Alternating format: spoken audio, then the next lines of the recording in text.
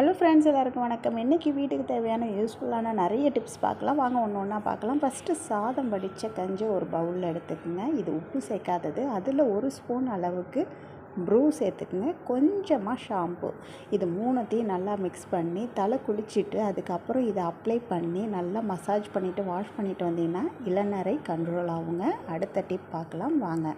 அடுத்த டிப், வாழைக்காய் வெட்டுறப்ப நம்ம கையில் கருப்பாகவும் பிசுபிசுப்பு தன்மையாகவும் இருக்கும். அதை தவிர்க்கிறதுக்கு அதை ஃபஸ்ட்டு நம்ம கையில் கொஞ்சமாக எண்ணெய் தடவிட்டு வெட்டினோம்னா அந்த பிசுபிசுப்பு தன்மையும் இருக்காது, கையும் கருத்து போகாது. அந்த பாலோட தன்மையினால தான் கருத்து போகும். அதை தவிர்க்கிறதுக்கு நம்ம இது மாதிரி எண்ணெயை அப்ளை பண்ணிவிட்டு வெட்டுறப்ப கண்ட்ரோல் ஆகும். அடுத்த டிப் பார்க்கலாம். வெத்தலையே இட்லி மாவில் வச்சு பாருங்கள். இட்லி நல்லா சாஃப்டாக இருக்கும். மாவும் சீக்கிரமாக புளிச்சு போகாது. இதை அடுக்கிட்டு ஸ்டோர் பண்ணுங்கள் ஃப்ரிட்ஜில் வச்சு. அதேமாரி ஸ்டோர் பண்ணுறப்ப சாஃப்டாக இருக்கும் மாவு. அடுத்தது, இது மாதிரி தோடு திருகாணிலாம் பார்த்திங்கன்னா உருவிட்டு வரும், அந்த திருகுத்தன்மை இல்லாமல்.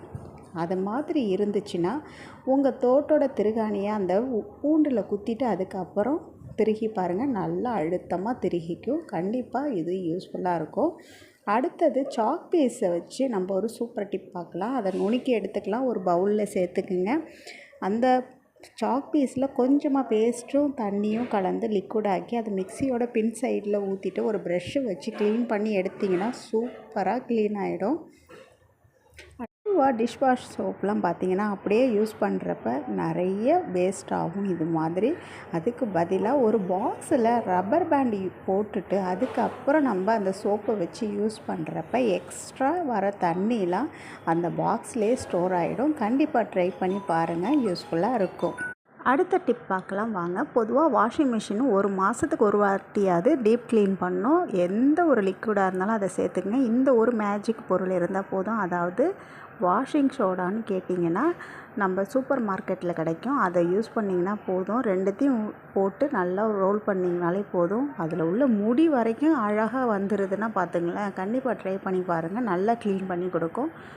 அடுத்த டிப் பார்க்கலாம். வீடு துடைக்கிறப்ப இந்த ஒரு பொருள் சேர்த்து தொடச்சி பாருங்கள். உங்கள் வீடு சூப்பராக நறுமணமாக இருக்கும். அது ஒன்றும் இல்லை, ஜவ்வாது தான். நம்ம பூஜைக்கு யூஸ் பண்ணுற ஜவ்வாது கொஞ்சமாக எடுத்து தண்ணியில் கலந்து இது மாதிரி வீடு துடைக்கிறப்ப நல்ல நறுமணமாக இருக்கும். என்ன தான் வீட்டில் பள்ளி கரப்பாம்பூச்சி கண்ட்ரோல் பண்ணாலும் கிச்சனில் கெமிக்கல் யூஸ் பண்ண முடியாது. அந்தமாரி டைமில் ஒரே ஒரு கற்பூரத்தை நுணுக்கி சேர்த்துக்குங்க. கொஞ்சமாக பேஸ்ட்டு, ரெண்டுத்தையும் நல்லா மிக்ஸ் பண்ணிவிட்டு எங்கெல்லாம் கரப்பாம்பூச்சி வருதோ அங்கே தடவி விட்ருங்க. அவ்வளோதான், பள்ளி கரப்பாம்பூச்சி கண்டிப்பாக வராது. வீடு ஃபுல்லாக தொடச்சாலும் பீரோவுக்கு அடியில் க்ளீன் பண்ணுறது ரொம்பவும் சிரமமாக இருக்கும். ஒரு விளக்கமாரை நல்லா தண்ணியில் டிப் பண்ணிவிட்டு அதை வச்சு ரோல் பண்ணினாலே அழகாக வந்துடும். கண்டிப்பாக ட்ரை பண்ணி பாருங்கள், யூஸ்ஃபுல்லாக இருக்கும். விளக்கமாறு பிளாஸ்டிக்காக இருந்தால் ஈஸியாக இருக்கும்.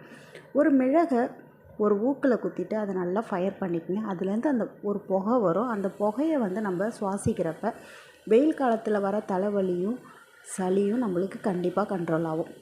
இந்த மாதிரி தரையில் நெயில் பாலிஷ் ஊற்றிட்டுனா ஹேண்ட் சானிடைசர் யூஸ் பண்ணுவோம்ல, அதை வச்சு ஒரு கிளாத்தில் வச்சு தொடச்சிங்கனாலே ஈஸியாக வந்துடும். இதுக்காக நம்ம ஸ்க்ரப்பர்லாம் போட்டு ஸ்டைல்ஸை ஸ்க்ராட்ச் பண்ண வேண்டிய அவசியம் இல்லை. ஈஸியாக க்ளீன் பண்ணிடலாம். ஒரே ஒரு 3 ரூபா கம்ஃபோர்ட் வச்சு ஒரு மாதத்துக்கு கம்ஃபோர்ட் யூஸ் பண்ண முடியும். சாதம் வடித்த கஞ்சியில் இந்த 3 ரூபா பாக்கெட்டை எடுத்து ஊற்றிக்கிங்க. இதை மிக்ஸ் பண்ணி நீங்கள் ஒரு பாட்டிலில் ஸ்டோர் பண்ணி 1 மாதம் வரைக்கும் இந்த கம்ஃபோர்ட்டை யூஸ் பண்ணலாம். சாதம் வடித்த கஞ்சி உங்கள் ட்ரெஸ்ஸுக்கு ரொம்பவும் நல்லதும் கூட. கண்டிப்பாக ட்ரை பண்ணி பாருங்கள், எல்லாருக்கும் யூஸ்ஃபுல்லாக இருக்கும். கெட்டியான தயிர் வரணும்னா எந்த ஒரு பாலாக இருந்தாலும் அதில் ஒரே ஒரு ஸ்பூன் அமுல்யா பால் பவுட்ரு எதுவாக இருந்தாலும் 1 ஸ்பூன் அளவுக்கு சேர்த்துங்க. இந்த 10 ரூபா பாக்கெட்டே எனக்கு 1 மந்த் வரைக்கும் வரும். சேர்த்துட்டு எப்பொழுதும் போல் உர ஊற்றுரு நம்ம தயிர் சேர்ப்போம்ல, அதுமாரி சேர்த்துட்டு ஒரு 4 மணி நேரம் வச்சிங்கனாலே இந்த வெயில் காலத்துலலாம் சூப்பராக உறைஞ்சி வந்துடும். க்ரீமியாக நல்ல ஒரு ஸ்ட்ரக்சரில் கர்ட் கிடைக்கும். கண்டிப்பாக ட்ரை பண்ணி பாருங்கள். தண்ணி பால்லையும் நல்லாயிருக்கும். வீட்டில் கொசு கரப்பாம்பூச்சி தொல்லை இருந்துச்சுன்னா இந்த டிப் ஃபாலோ பண்ணுங்கள். ஒரே ஒரு டிப்புன்னு நான் சொல்லாமல் நிறையா சொல்லியிருக்கேன். இதில் உங்களுக்கு எது யூஸ்ஃபுல்லாக இருக்கோ ட்ரை பண்ணுங்கள். ஒரு செரமிக் கப்பில் கொஞ்சமாக ஷாம்பு சேர்த்துக்குங்க. இது பார்த்திங்கன்னா எறும்பு பல்லி இல்லாமல் வராமல் இருக்கும். கொஞ்சமாக பவுடர், உங்கள்கிட்ட எந்த பவுடர் இருக்கோ அதை சேர்த்துக்குங்க. நம்ம நிறைய டிப்ஸ் சொல்லியிருக்கோம். அதில் உங்கள்கிட்ட எது இருக்கோ அதை வச்சு ட்ரை பண்ணுங்கள். தண்ணி கலந்துக்குங்க. இது 3த்தையும் நல்லா ஃபஸ்ட்டு கலந்து எடுத்துக்கலாம். நம்ம வீடியோவில் காட்டுற மாதிரி நீங்கள் கலந்து எடுத்துக்குங்க. இதை வந்து நம்ம எங்கெல்லாம் பல்லி கரப்பாம்பூச்சி வருதோ சில நேரத்தில் பார்த்திங்கன்னா எறும்பு இதெல்லாம் வந்து நம்ம கிச்சனில் ஹாலில் எல்லாம் பார்த்திங்கன்னா அவ்வளோ அதிகமாக இருக்கும். அந்தமாரி டயத்தில் இந்த லிக்விடை வந்து அது மேலே வர இடத்துல நீங்கள் ஊற்றி விட்டிங்கனாலோ இல்லை ஒரு ஸ்ப்ரே பாட்டிலில் ஊற்றி அதை ஸ்ப்ரே பண்ணாலும் வராது. பல்லியும் நல்லா கண்ட்ரோல் ஆகுது. பொதுவாக பூஜை ரூம்லலாம் பார்த்திங்கன்னா இருக்கும். இப்போ பார்த்திங்கன்னா எறும்பெல்லாம் சூப்பராக கண்ட்ரோல் ஆகுது இந்த லிக்விடுக்கு. பூஜை ரூம்லலாம் நம்ம சுற்றிலும் தெளித்து விட்டு தொடச்சோம்னாலே அந்த ஸ்மெல் இருக்கிறனாலேயே அது வராது. பல்லியும் அதே மாதிரி தான். கரப்பாம்பூச்சி இந்த டஸ்ட்பின் ஏரியாவில் கேஸ் அடுப்புக்கு கீழெல்லாம் நிறையா இருக்கும். அந்த மாதிரி இடத்துல இந்த லிக்விடை ஸ்ப்ரே பண்ணி விட்ருங்க. ஊற்றிட்டு தொடச்சி விட்டாலே வரமாட்டுது அந்த ஸ்மெல்லுக்கு. எறும்பும் சூப்பராக கண்ட்ரோல் ஆகுது. உங்களுக்கு இப்போ எனக்கு லைவாக கிடச்சது எறும்பு தான், அதை காமிச்சிருக்கேன் பாருங்கள். ஸோ எப்பொழுதுமே கேஸ் ஸ்டவ்க்கு அடியில் இந்த லிக்விடை ஊற்றி நல்லா அப்படியே தொடச்சி விட்டோம்னாலே இந்த ஸ்மெல்லுக்கு வராது. அடுத்த டிப் பார்க்கலாம். ஒரு பாக்கெட் ப்ரூ எடுத்திருக்கேன். அதை பிரித்து நம்ம ஒரு பிளேட்டில் ஊற்றிக்கலாம். இதுக்குமே பார்த்திங்கன்னா கரப்பாம்பூச்சி கண்ட்ரோல் ஆகும். இந்த மாதிரி விஷயத்துலலாம் கரப்பாம்பூச்சி அந்த ஸ்மெல்லு அதிகமாக இருந்தால் அதுக்கு பிடிக்காது. ஸோ அதேமாரி சேர்த்துக்கலாம். இது கூட வந்து நம்ம என்ன சேர்க்க போகிறோன்னா, நம்ம வீட்டில் இருக்கிற நிறைய விஷயம் அதுக்கு பிடிக்காது. அதில் ஒன்று என்னென்னா மஞ்சள் தூளும் மிளகாய் தூள், நல்ல காரமாக இருக்கிற மிளகாய் தூள் அதை சேர்த்துருக்கேன்னா கொஞ்சம் அதிலே நான் மஞ்சள் தூள் கலந்து தான் இருக்குது. அதனால் நான் தனியாக சேர்க்கலை. நீங்கள் மிளகாய் தூளை கலக்காமல் இருந்துச்சுன்னா தனியாக சேர்த்துக்குங்க. ரெண்டுத்தையும் நல்லா மிக்ஸ் பண்ணி பேஸ்ட்டு மாரி ரெடி பண்ணிக்கோங்க. எங்கெல்லாம் பல்லி கரப்பாம்பூச்சி வருதோ அங்கெல்லாம் இந்த பேஸ்ட்டை வந்து தடவி விட்டிங்கன்னா, அதாவது கிச்சனில் இது தாராளமாக நம்ம யூஸ் பண்ணலாம். ஏன்னா கெமிக்கல் கிடையாது. இன்றைக்கி நான் காமிக்கிற எல்லா டிப்புமே கெமிக்கல் ஃப்ரீ தான். அதனால் நம்ம சாப்பாட்டில் பட்டால் இது விஷமாயிடுமோ அப்படின்லாம் பயப்பட தேவையில்லை. அதனால் இதை நல்லா தாராளமாக கிச்சனில் யூஸ் பண்ணலாம். கிட்ஸ் இருந்தால் கூட இது சேஃபாக இருக்கும். ஏன்னா சில நேரத்தில் நம்ம ஏதாவது யூஸ் பண்ணுறப்ப கிட்ஸை எடுத்து சாப்பிட்ருவாங்க. அந்தமாரி டைமில் கூட இது சேஃப் தான். கண்டிப்பாக எல்லோரும் ட்ரை பண்ணி பாருங்கள். இந்த பேஸ்ட்டை எங்கெல்லாம் கரப்பாம்பூச்சி வருதோ தடவி விடுங்க, கண்ட்ரோல் ஆகும். நல்லா திக்காக வேணும்னா இன்னும் நிறைய சில்லி பவுடரும் காஃபி பவுடரும் சேர்த்திங்கன்னா பால் மாரியே உருட்டலாம்.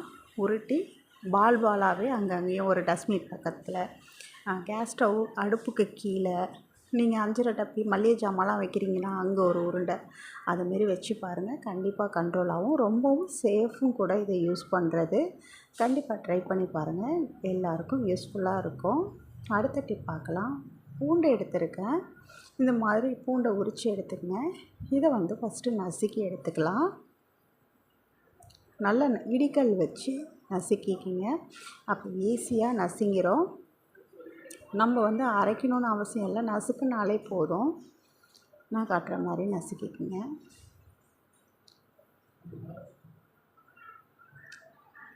பொதுவாக பூண்டோட ஸ்மெல்லு பார்த்திங்கன்னா பாம்புக்கு பிடிக்காது. பூச்சி இனமும் பார்த்திங்கன்னா பிடிக்காது. பாம்பு வர இடத்துலலாம் இந்த பூண்டோட தோலை போட்டாலே பார்த்திங்கன்னா பாம்பு வராதுன்னு சொல்லுவாங்க. நான் எலிக்குமே ட்ரை பண்ணால் அந்த தோல் போட்டால் அந்த ஸ்மெல்லுக்கு வரவே இல்லை. எங்கள் வீட்டு வாசலில் எப்பொழுதும் நம்ம அரிசி மாவு கோலம் போட்டோம்னா எலி வந்து அதை சாப்பிட்டு போவோம். ஸோ அந்தமாரி டயத்தில் நான் அதுமாரி செஞ்சு பார்த்தேன், கண்ட்ரோல் ஆகுனுச்சு. இதில் தண்ணி சேர்த்துருக்கேன். இது நல்லா அந்த தண்ணியில் அந்த பூண்டோட சாரெல்லாம் அந்த தண்ணியில் இறங்கணும். பூண்டோட சாரெல்லாம் தண்ணியில் இறங்கினோன்னே அந்த ஜூஸை தான் நம்ம ஒரு ஸ்ப்ரே பாட்டிலில் எடுத்து பல்லி கரப்பாம்பூச்சி எங்கெல்லாம் வருதோ இதுவும் ஒரு மெத்தடுங்க, ஸ்ப்ரே பண்ணி விடலாம். இந்த ஸ்மெல்லுக்கும் கண்டிப்பாக கண்ட்ரோல் ஆகும். சில பேருக்கு அந்த பூண்டோட ஸ்மெல்லு பிடிக்காது. அதனால் அது மாதிரி இருந்துச்சுன்னா அவாய்ட் பண்ணிக்கங்க. இல்லை எனக்கு பூண்டு ஸ்மெல்லுனால ப்ராப்ளம் இல்லை அப்படின்னு நினச்சிங்கன்னா ஸ்ப்ரே பண்ணி விடுங்க. இது பல்லி கரப்பாம்பூச்சி மட்டும் இல்லை, எலியுமே கண்ட்ரோல் ஆகுது. நம்ம வாசலில் பைக்கெல்லாம் பார்க் பண்ணியிருப்போம். அந்த பைக் மேலே நாயெல்லாம் விளையாடும் இல்லையா? ஸோ பார்க்கிங் ஏரியாவில் நாயெல்லாம் இருந்துச்சுன்னா விளையாடும். இந்த பூண்டு ஸ்மெல்லுக்கு நாயுமே வரமாட்டுது. அந்த சீட்டெல்லாம் கடித்து வச்சுருந்துச்சு. அப்போ இந்த ஸ்ப்ரே தான் யூஸ் பண்ணேன், கண்ட்ரோல் ஆகுனுச்சு. ஸோ கண்டிப்பாக ட்ரை பண்ணி பாருங்கள். இது மாதிரி நிறைய யூஸ்ஃபுல் டிப்ஸ் நம்ம சேனலில் போடுறோம், பார்த்து சப்போர்ட் பண்ணுங்கள். அடுத்த டிப் பார்க்கலாம். நான் தசாங்கம் கோணு தான் எடுத்திருக்கேன். உங்கள்கிட்ட எந்த கோன் இருக்கோ அதை எடுத்துக்கங்க. இது கம்ப்யூட்டர் சாம்பிராணி ரெடிமேடாக இருக்கும். ஸோ அதில் ஒரே ஒரு கோன் மட்டும் எடுத்துக்கலாம். உங்கள் ஏரியாவில் கொசு தொல்லை இருந்துச்சுன்னா இந்த டிப் ஃபாலோ பண்ணுங்கள். ப்ளஸ் உங்கள் வீடும் நல்லா வாசனையாக இருக்கும். ஸோ ஒரு செரமிக் கப் எடுத்துக்கலாம். ஏன்னா செரமிக் கப் வந்து நம்ம ஹீட்டை ப்ரொடெக்ட் பண்ணுவோம், அதனால் ஈஸியாக இருக்கும் நம்ம இந்த டிப் செய்கிறதுக்கு. அப்புறம் க்ளீன் பண்ணுறதுக்குமே பார்த்திங்கன்னா செரமிக் கப்புனா ஈஸியாக க்ளீன் பண்ணிடலாம். அதுக்காக தான் நான் இதை சஜஸ்ட் பண்ணுறேன். அதை நம்ம எப்பொழுதும் கோனை எப்படி ரெடி பண்ணுவீங்களோ அதுமாரி கொளுத்தி எடுத்துக்கலாம். அந்த கப்பில் வச்சுட்டு நல்லா ஃபயர் ஆனோன்னா கப்பில் வச்சுருங்க. நல்லா நடுப்பகுதியில் வச்சுங்க. அதுக்கப்புறம் நம்ம பூண்டு உரித்த தோல் நிறையா எடுத்து வச்சுருக்கோம். அதை அடியில் கொஞ்சம் போட்டுட்டு மேலே இந்த கோனை வச்சு அந்த கோனுக்கு மேலேயும் பூண்டு தோலை போடணும். இந்த புகை வருதில்ல, இந்த பூண்டோட புகை வர ஸ்மெல்லுக்கு நம்ம வீட்டில் பல்லி, கரப்பாம்பூச்சி எந்த வகை பூச்சாக இருந்தாலும் சரிங்க, கண்ட்ரோல் ஆகுது. கண்டிப்பாக ட்ரை பண்ணி பாருங்கள். நான் காட்டுற மாதிரி செஞ்சு விடுங்க. இது எப்பொழுதுமே நீங்கள் பண்ணலாம். பூண்டு உரித்த தோலெல்லாம் தூக்கி போட்டுறாதீங்க. அதில் நம்ம கார்டனில் கூட போட்டு வைக்கிறப்ப பார்த்திங்கன்னா பூச்செல்லாம் வராமல் இருக்கும். ஸோ அந்த காலத்தில் வந்து இதெல்லாம் சும்மா யூஸ் பண்ணல. ஸோ எல்லாம் பூச்செல்லாம் வராமல் இருக்கணுங்கிறதுக்காகவும் யூஸ் பண்ணியிருக்காங்க. ஸோ இந்த ஒரு புகை போட்டாலுமே எல்லா பூச்சும் கண்ட்ரோல் ஆகும். நம்ம இன்றைக்கி காமிச்ச வீடியோவில் நிறைய பூச்சிக்கு கண்ட்ரோல் பண்ணுறதுக்கு டிப்ஸ் சொல்லியிருக்கோம். ஏதாவது ஒன்று பிடிச்சிருந்தா கூட உங்களுக்கு யூஸ்ஃபுல்லாக இருந்தால் உங்கள் ஃப்ரெண்ட்ஸ் அண்ட் ஃபேமிலிக்கு ஷேர் பண்ணுங்கள், மறந்துடாதீங்க. மேலும் நம்ம சேனலை சப்ஸ்கிரைப் பண்ணி வச்சுங்க. நிறைய ஷார்ட் ஃபார்ம் வீடியோவும் போடுறேன், லாங் டேர்ம்லேயும் போடுறேன். எல்லாத்தையும் பார்த்து சப்போர்ட் பண்ணுங்கள். உங்களுக்கு பிடிச்சிருந்தா உங்கள் ஃப்ரெண்ட்ஸுக்கெலாம் ஷேர் பண்ணி விடுங்க. அடுத்த வீடியோ